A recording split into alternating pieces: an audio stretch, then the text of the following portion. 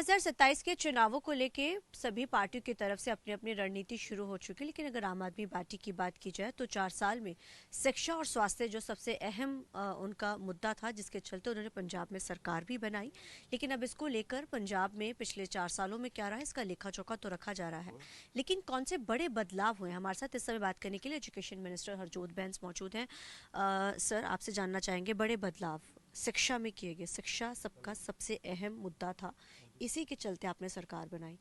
अगर अब बात की जाए 27 के चुनावों की, तो कैसी तैयारी है और किन एजेंडों को लेकर, अब शिक्षा को लेकर खासतौर पे आप कैसे जाएं? जी, माननीय मुख्यमंत्री भगवंत मान जी के दिशा के अनुसार उन्होंने मुझे ये जिम्मेदारी दी शिक्षा विभाग की। और आज हम 4 साल बाद जहाँ खड़े हैं, उसमें सबसे बड़ा जो हमारी प्राप्ति है, सबसे बड़ी प्राप्ति है कि भारत सरकार का जो परख सर्वे होता है, नेशनल अचीवमेंट सर्वे, उसमें पंजाब नंबर 1 स्टेट है। और हमारे जो नेबरिंग स्टेट है हरियाणा, वो 8वें नंबर पर है। गुजरात इज़ 15वें नंबर पर, 15 प्लेस पर है। ये हमारे लगभग मोर देन 1300 स्टूडेंट्स ने नीट क्लियर किया है पिछले 2 सालों में। पिछले 3 सालों में जेई में हमारे 700 बच्चे क्लियर किए हैं। इस साल का रिजल्ट मई में आएगा। और मैंने अभी जैसे जेई मेंस का फर्स्ट फेज का रिजल्ट आया, तो उसमें सिर्फ पंजाबी था जिसने अपने बच्चों का आंकड़ा बताया। एंड वी आर होपिंग कि इस साल में ही, क्योंकि 1000 से ज़्यादा बच्चे मेरे जेई और नीट क्लियर करेंगे। ये हो गया बुनियादी ढांचे पर, बाउंड्री वॉल्स, क्लासरूम्स, इंफ्रास्ट्रक्चर। हमने हर स्कूल में कैंपस मैनेजर दिया, सिक्योरिटी गार्ड्स दिए हैं। Punjab is amongst 3 states in this country जिसका हर एक स्कूल वाईफाई इक्विप्ड है। ये सब चीज़ों का रिजल्ट आ रहा है कि अब हमारे बच्चे जो हैं परफॉर्मेंस में, हमने अपने लगभग 500 टीचर्स को विदेश भेजा है, सिंगापुर, फिनलैंड भेजा है। हमने अपने 250 से 300 टीचर्स को IIM अहमदाबाद भेजा है।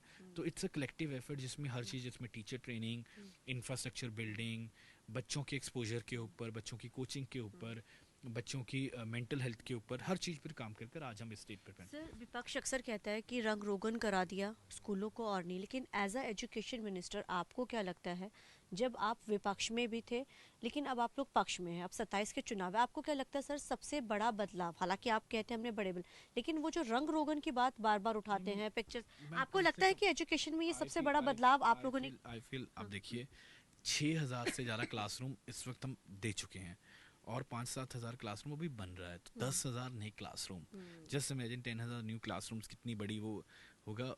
400 किलोमीटर लंबी बाउंड्री वॉल्स। सो इतना कैपिटल इंफ्रास्ट्रक्चर हुआ है, 3,000 करोड़ से ऊपर पैसा जो हमारा सिर्फ कैपिटल इंफ्रास्ट्रक्चर पर लगा है।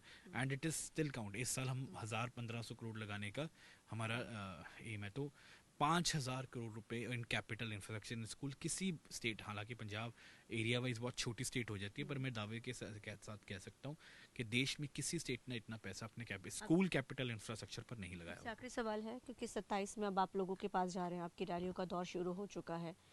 किन मुद्दों को लेकर, स्पेशली क्योंकि एजुकेशन आपका डिपार्टमेंट था, मैंने तो आपका इंटरव्यू भी, जब आप चुनाव लड़ रहे जी थे, हम सर नग्गल में आपके पास पहुंचे, जी। तब आपने कहा था कि मैं ये बदलाव, अब हरजोत बैंस कौन से ऐसे बदलाव करेगा जिसको लेकर लोग उनको वोट करेंगे, ये जो सबसे बड़ा बदलाव एज एजुकेशन मिनिस्टर? देखिए, दो चीज़ें, तो आपके प्रश्न, when I talk about my constituency, उसके अलग एजेंडे हैं।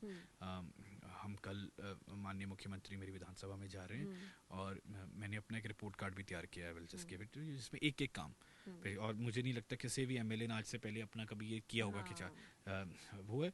सेकंड, जब मैं पंजाब की बात करता हूँ तो 8 बड़े काम जो मुझे लगता है, जिसको, जो पंजाब की जनता के साथ वादा था, और जो जनता आज खुद बोलते हैं कि नहीं, और आपने काम किया, और हम इस बारी 2027 में 2022 से बढ़िया रिजल्ट होगा। कौन से वो 8 काम है? शिक्षा में सुधार दिख रहा है। दूसरा, 10 लाख का मुफ्त इलाज। मेरी ही कॉन्स्टिट्यूंसी में 4 लाख रुपए का एक बिल इलाज हुआ है, और वो बंदा कह रहा था मुझे यकीन नहीं था कि हो सकता है। उसका हार्ट ट्रीटमेंट है, हमारे एक हॉस्पिटल है उसमें, गुरुदेव हॉस्पिटल नूरपुर बेदी में, 4 लाख रुपए का वो इलाज हुआ है। और मैं डेली लिस्ट बना रहा हूँ, अब मेरी कॉन्स्टिट्यूंसी में रोज 100 से 150 आदमियों को ये 10 लाख जो सेहत बीमा है, मुख्यमंत्री सेहत बीमा, उसका लाभ मिल रहा है।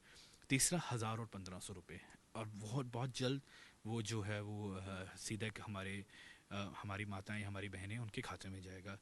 नंबर 4 जो आप कह सकते हैं, खेतों तक पानी, ग्राउंड वाटर का यूज़ कम हुआ है, और हमने खेतों तक पानी दिया। 5वां, किसानों को दिन में बिजली। 6वां, जो 600 यूनिट बिजली, आज ये बहुत पर जो जिस परिवार के वो सर, ये पैसे सबसे बच रहे बड़ी हैं, बात है। और ये बात जुलाई 2022 से लगातार चल रहा है। इसके अलावा आप देखिए मोहल्ला क्लिनिक्स, महिला क्लिनिक्स में भी जैसे जब मैं विज़िट करता हूँ तो डॉक्टर्स के साथ है, और कहीं तो इतने फेमस महिला क्लिनिक हो गए हैं कि आदमी 10-10 किलोमीटर से दूर आकर वहाँ पर ये दवाई ले रहा है। तो ये जो बड़े काम हैं, इनके ऊपर जो काम हो रहा है, इसके साथ साथ जो हमने बिजली में काम किया है, पूरे पावर लाइंस को बदला है जिससे किसानों को दिन में बिजली आ रही है, उससे किसान बहुत खुश हैं।